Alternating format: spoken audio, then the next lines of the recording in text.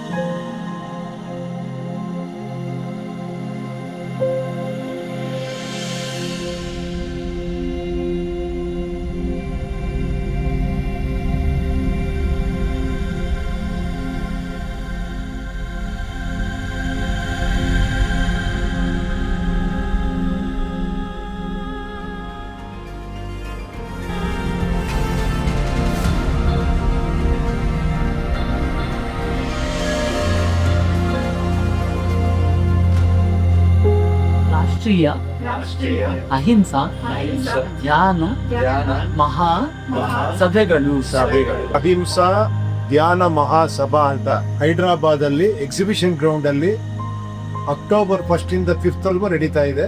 ಎಲ್ಲರೂ ಬನ್ನಿ, ನಾನು ಆದ್ರೆ ಹೋಗ್ತೀನಿ.